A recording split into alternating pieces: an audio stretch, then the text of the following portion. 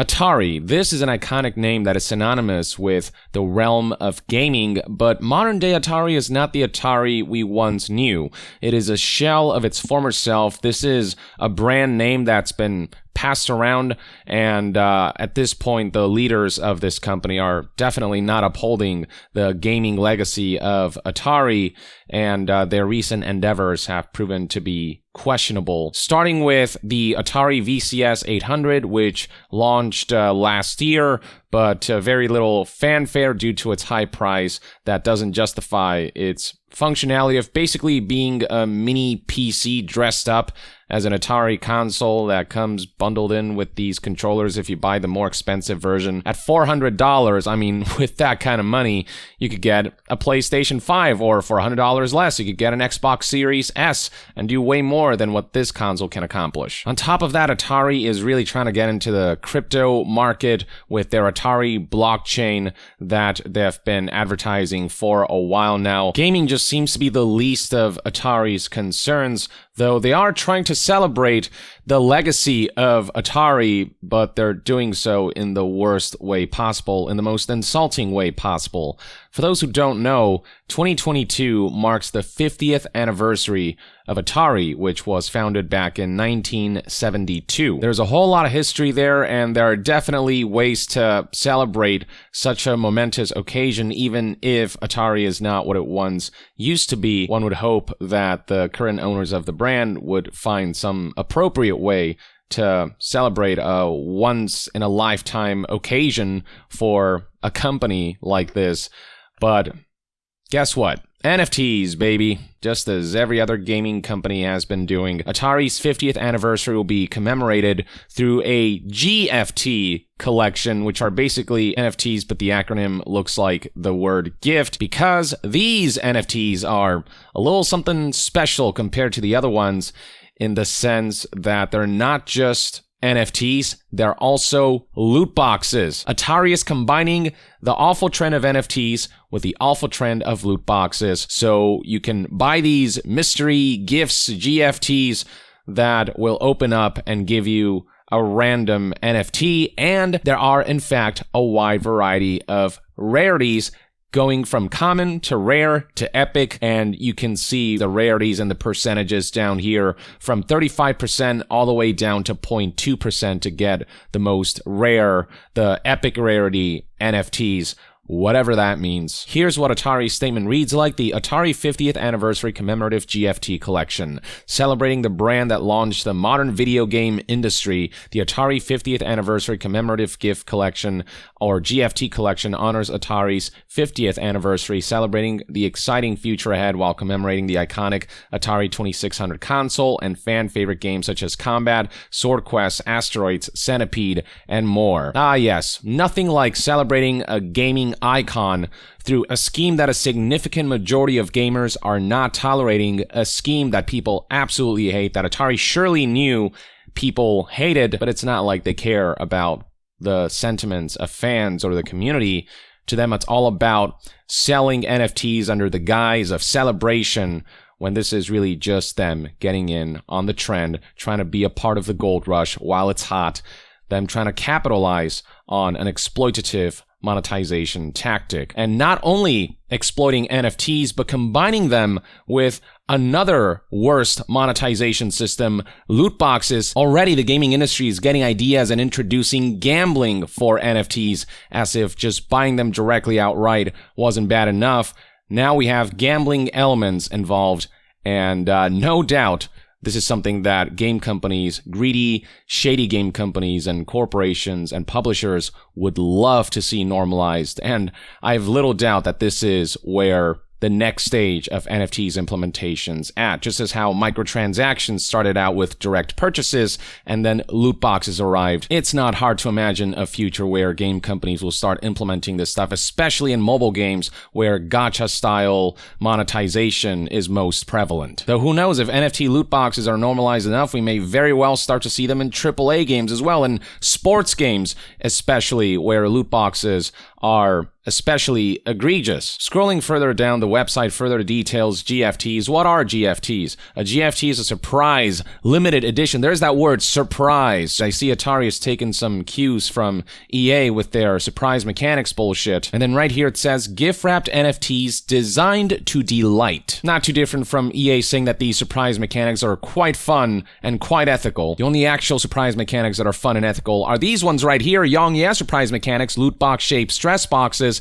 Right here, fun and ethical, no gambling involved. Find it on the merch store, yongyeah.com. But yeah, this is just buzzwords in a BS propaganda message that would make EA proud. I mean, just laughable in how poorly and pathetically it tries to avert attention away from the fact that this is just straight up gambling, especially given that NFTs do have monetary value, with some going for tens of thousands, hundreds of thousands, or even millions of dollars. So by buying NFT loot boxes, you're kind of gambling to hit it big with an NFT that will go up in value. The statement continues, each GFT is a limited collection with some GFTs more rare than others. On a specified date, GFTs unwrap and holders will find out exactly what's inside their GFT surprise gift box. What Atari's trying to do here is establish artificial rarity for specific types of items by setting these artificial percentage chances that certain types of NFTs will pop up, and then those types of NFTs that are labeled as epic and rarity will be the ones that will likely go up in value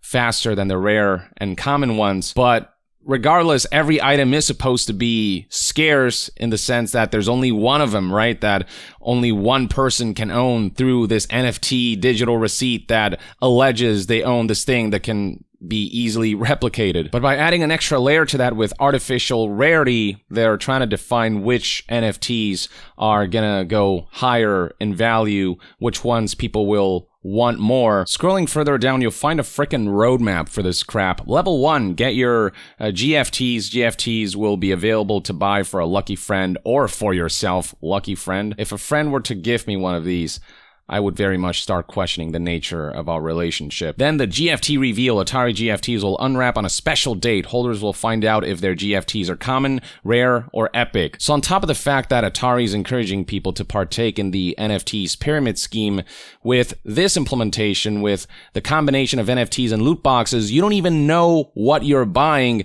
and they've said artificial rarity so that you have to buy multiple boxes if you are looking to get a specific type of NFT, particularly the more rare ones. Rarity that was artificially defined by Atari and their percentage chances of certain items appearing. Chat in the private Discord and trade with other holders. VIP holders of 4+ Atari GFTs will gain access to exclusive announcements on GFT drops, token-gated experiences, and more. My God, does this sound like a con? And then it is detailed how if you own 4+ Atari GFTs, then you'll unlock level 2, which will grant access to being able to buy a 5th surprise GFT.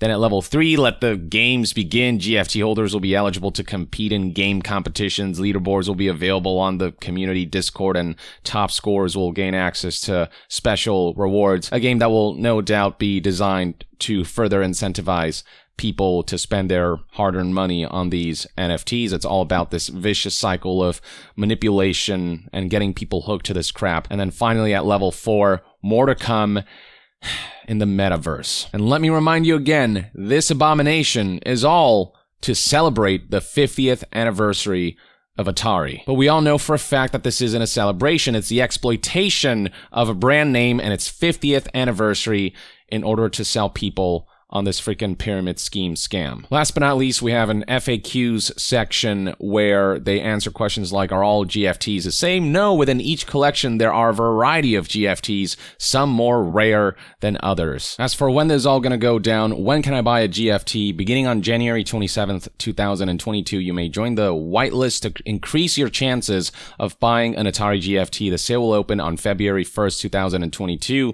GFTs will be available for purchase on the GFT shop website. So for now, people can join the whitelist to essentially be on queue to purchase this stuff.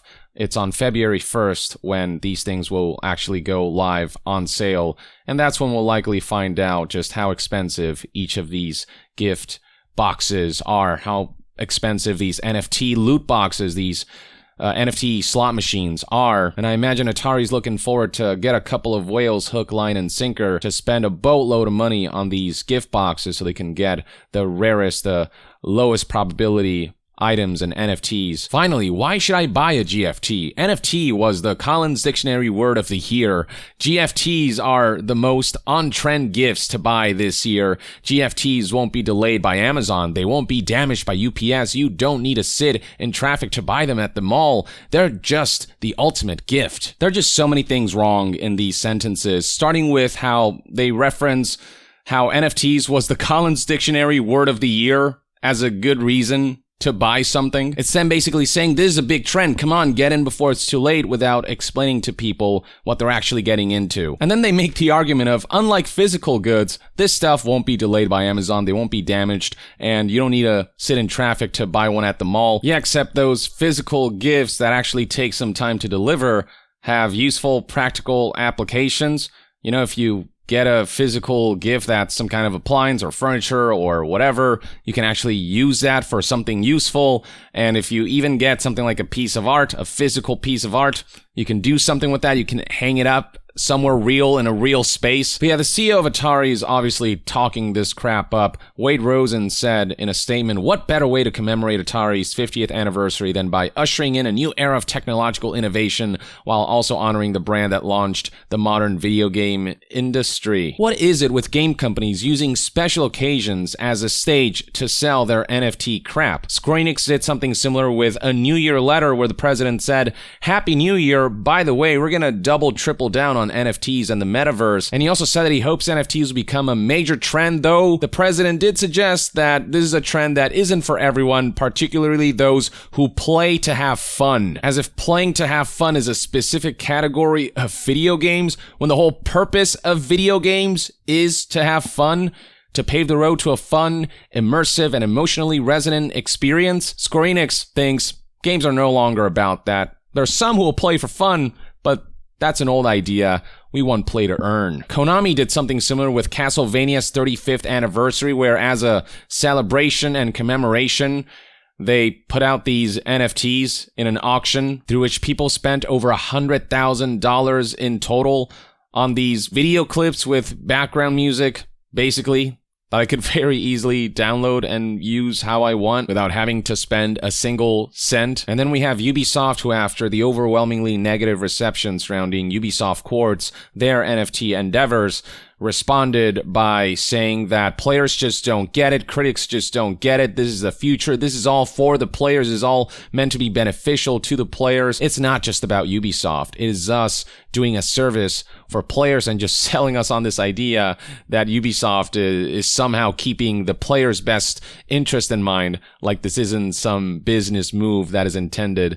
to keep investors happy and to set the foundation for more egregious monetization tactics. Stalker 2 at one point tried to implement NFTs before the backlash got so overwhelming that they decided to completely backpedal on this. And finally, we also have Sega, who filed a trademark for Sega NFTs, though the CEO did release a statement in which he said he'd abandon any NFT plans if it starts to feel like it's simple money-making, then abandon NFTs outright, unless there is a different implementation that is actually beneficial and useful. All NFTs have been right now is basically an additional form of microtransactions, except one where the value of the item that you buy can go up and down. They become investment opportunities where people are given the promise of riches, except again, only a few lucky ones will achieve that, those at the top of the pyramid, which is what makes it a pyramid scheme. The bottom of the pyramid will be significantly larger than the top, and those at the bottom will be the ones suffering from all of this, not striking gold, just spending and wasting a whole lot of money. And now Atari's trying to get a piece of the pie while the trend is hot, except with the added insulting layer of not only exploiting the 50th anniversary of Atari and just spitting, pissing, and shitting on its legacy, but also combining nefarious NFTs with the dreaded loot box monetization system. I mean, how ironic is it that the current CEO of Atari is honoring the brand that launched the modern video game industry by introducing a monetization scheme that will only pave the road to further disintegrating the integrity of video games, as if loot boxes and microtransactions and all these other monetization tactics haven't done enough damage. Celebrate the 50th anniversary of the brand that launched modern gaming by leaving the video game landscape in a worse state than when they found it. If you still have any doubts that NFTs will prove devastating for video games and their integrity and their artistic merit and their quality, then hopefully seeing the kinds of endeavors that game companies are pursuing through NFTs, with now the introduction of frickin' gambling-based NFTs, will give you a good idea that these game companies are not looking out for their customers, for their players, for their community. They're not setting out to make the world a better place through NFTs. It's just a freaking gold rush, and you are the cattle that they're trying to milk. Or at least that's one man's take on everything. Let me know in the comments below what your thoughts and opinions are on Atari celebrating the brand's 50th anniversary through lootbox NFTs, or GFTs as they call it. Share your thoughts in the comments below, and to be further updated on all things gaming news, reviews, and discussions, stay tuned right here on Young Yeah. I'll see you guys next time. Young out.